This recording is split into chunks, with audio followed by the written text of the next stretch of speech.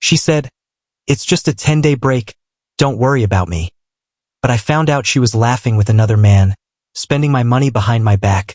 So I closed every door on her, took back everything, and walked away while she begged outside my door with nothing left. My name is Jack, and I am 34. For more than 2 years, I believed I was in a loving and stable relationship. I believed that the woman I was with truly loved me, truly respected me, and truly wanted a future together with me. I thought we were building a life side by side, even though we had our arguments and disagreements like any other couple. Whenever we fought, I always told myself that every relationship has its ups and downs, and that what mattered was that we always came back to each other in the end. I gave her my trust fully. I gave her my support in every way I could, and I gave her my heart without holding anything back.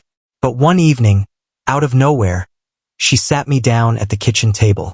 The expression on her face was different from what I had seen before.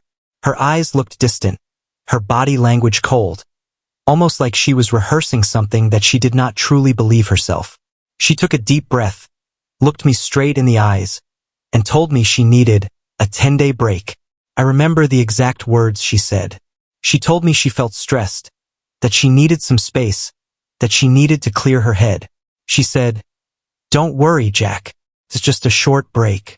Nothing more. I just need time to think about us." At that moment, my heart sank, but I nodded my head and agreed. I wanted to be understanding. I wanted to show her that I trusted her. I thought that if space was what she needed, then giving her that space would only make us stronger in the end. 10 days. That was all she asked for. 10 days that I believed would help us return to each other with more clarity and love. The first few days were hard. I woke up alone, I ate alone, and I went to bed alone.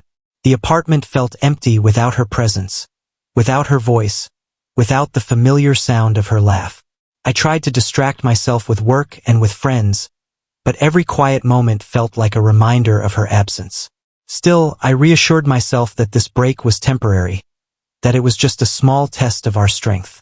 But as the days passed, something inside me began to feel wrong. She hardly reached out to me. The few times she did text, her words were cold, short, and distant.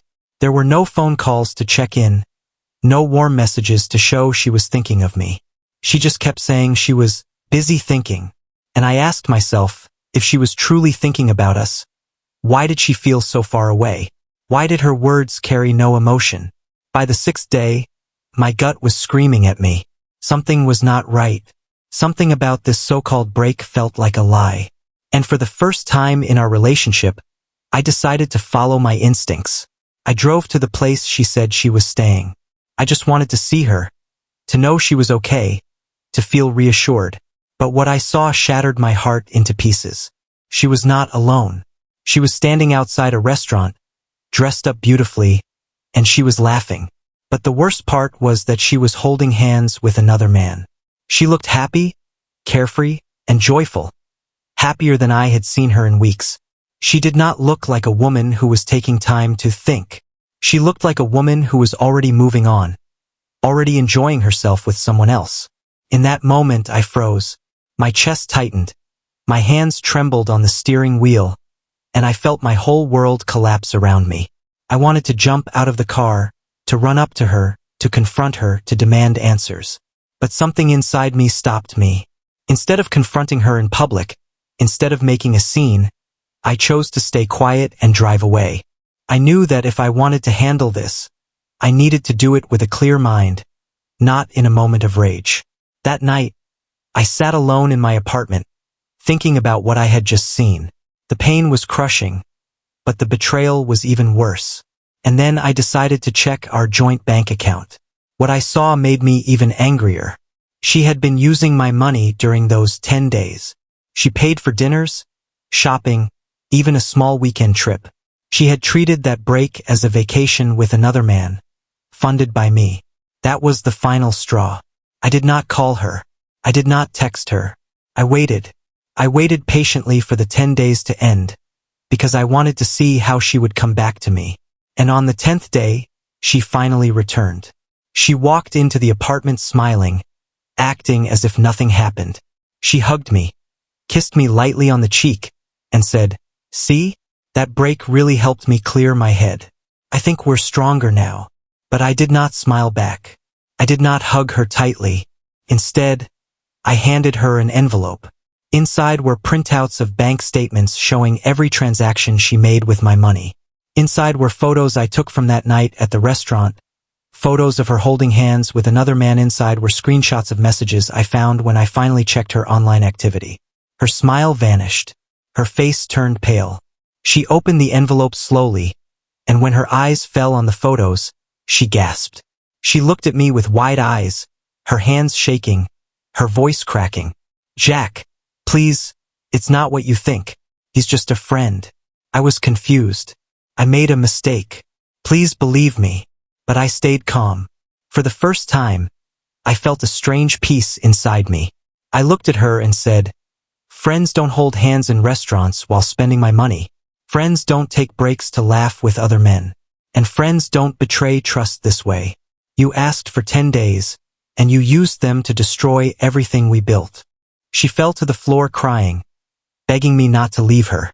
She promised she would change. She promised she would do anything to earn back my trust. But my heart was already done. That night, I packed her bags, closed our joint account, changed the locks, and blocked her from every device. I did not yell. I did not curse. I simply erased her from my life. The following weeks were difficult, but healing. She tried to contact me from different numbers. She showed up outside my door begging. She even tried to reach me through friends. But each time I remembered that night at the restaurant, I remembered her smile with that man, and I reminded myself that I deserved better. 1 week later, she cornered me outside my workplace. She looked tired, broken, and desperate. She told me that the other man had left her, that he wasn't who she thought he was. She told me that I was the only one who ever truly loved her. She begged for another chance, tears streaming down her face. But I looked at her calmly and said, "You wanted a break, and now you got one. Except this time, it's forever." Then I turned and walked away, leaving her standing on the sidewalk crying. Months passed. She tried again to reach out by sending letters. In one letter, she wrote that losing me was the biggest mistake of her life, that she cried every night thinking of what she had lost. But I did not respond. I realized something important. Closure did not come from her apologies. Closure came from me choosing to move forward without looking back. Today, I am stronger than ever.